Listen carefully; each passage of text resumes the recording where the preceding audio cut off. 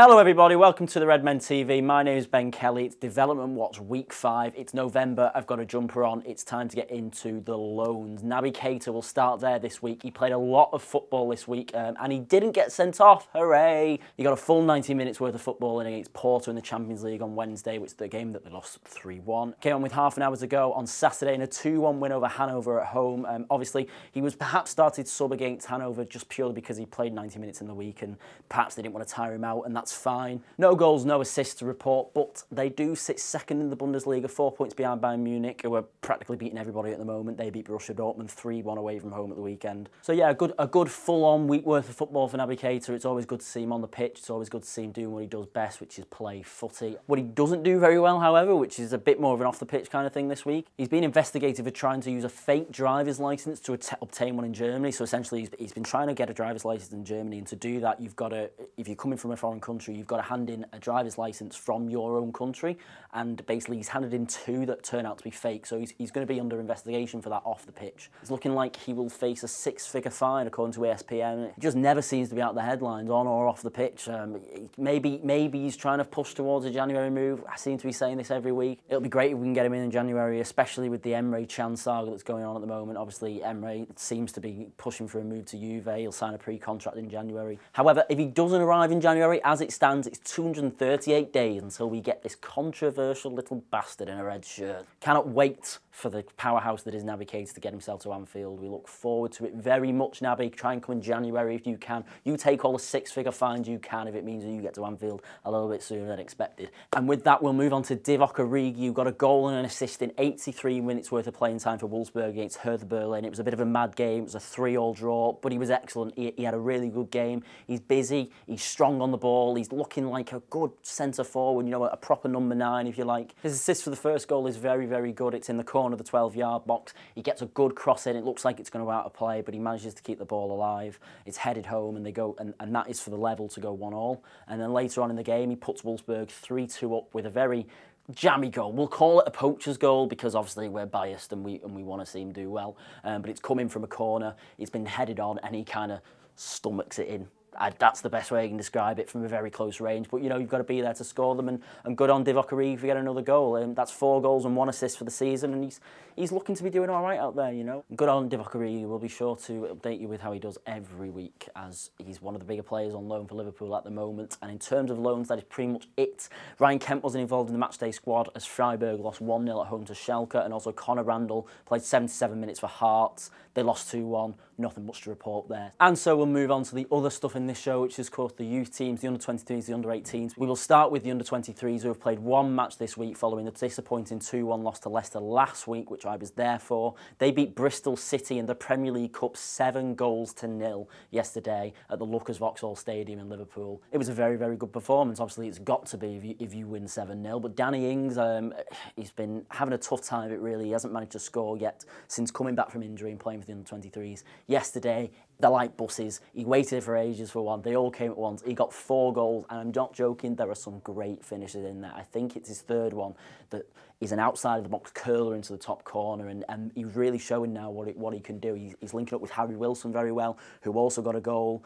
Some intricate play around the penalty area, and then Wilson bursts into the box, uses his pace, and gets a good finish. We're seeing some very good performances from some very good players, and I think, you know, before long we will be seeing players like Danny Ings, Harry Wilson, perhaps knocking on the first-team door, because man, they're just too good for that level. They are just too good. Next game is on Friday at home to Newcastle in the International Cup. Now, this is basically their equivalent of a European competition. It consists of 12 English under-23 sides and 12 23 sides from across Europe. We're in a group with Newcastle, Sparta Hara and PSV Eindhoven, and this actually will be the first game we played in the competition, so hopefully it's a long and successful one. And obviously, the Steven Gerrard's under-18s, which I will now move swiftly onto, are also doing well in their European competition. They beat Maribor under-19s 3-0, but it could have been many more. Ben Woodburn came into the side and captained them and was instrumental in the win. He looks, when he plays at that level, he looks a level above everybody on the pitch. Gerrard played a 3-4-3. Ben Woodburn played at the centre midfield of the 4. He was just outstanding, you know.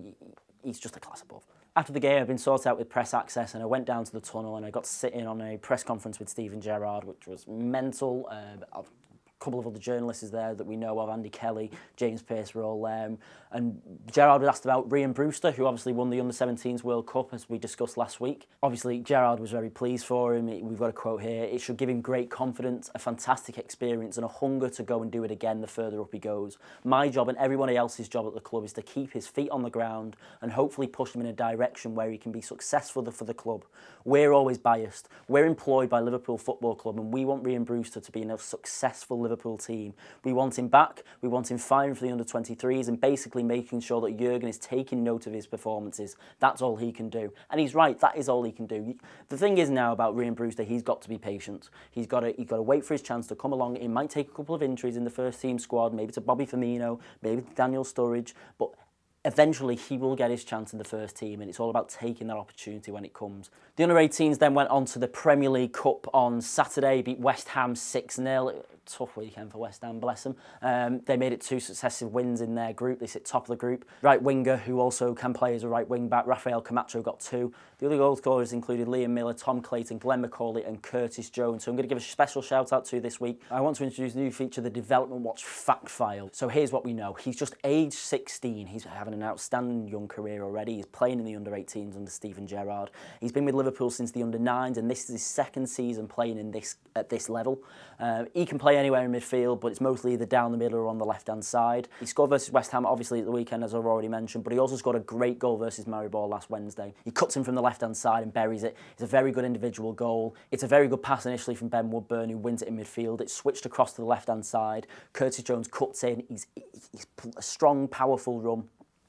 Buries it in the bottom left-hand corner. It takes a small deflection, but who cares? And this really does reflect the sort of performances and goals that he's contributing to the team this season. He's got 7 goals and 3 assists, which is already a massive improvement over just the 1 goal for him last season. And he's a Scouser, which is a big plus. Obviously, I think you'll agree with me, we don't have enough local lads in the side at the moment, and if we can get somebody like Curtis Jones into the Premier League side over the next few years, then I'm all for it, and I hope you are as well.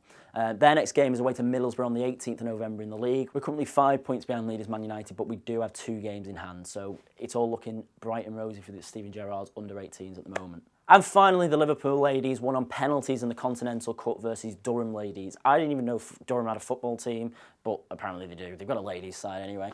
Basically, in this competition, it starts off with a group stage, and if you draw, there are no draws. If you draw a game, it goes straight to penalties, and whoever wins on penalties gets 2 points rather than 3. And that's basically what happened. We drew 0-0 after 90 minutes, went straight to penalties, won the penalty shootout, and we got 2 points, and we're still at the top of the group, which is great. The next game is Birmingham ladies at home in the league, which is a 5:30 kick-off at the Select Security Stadium in Widnes on Saturday. It's £5 for adults, £2.50 for children, and free for LFC season ticket holders and members. I can't go, I'm busy on Saturday night, but I will sure as hell tell you how they got on next week on the Development Watch. And that is everything for this week, everybody. Thanks for watching. Subscribe to the Redmen TV. Follow me on Twitter, Vole, Instagram at bkelly776. Leave a comment below, and I will see you next week. Bye-bye.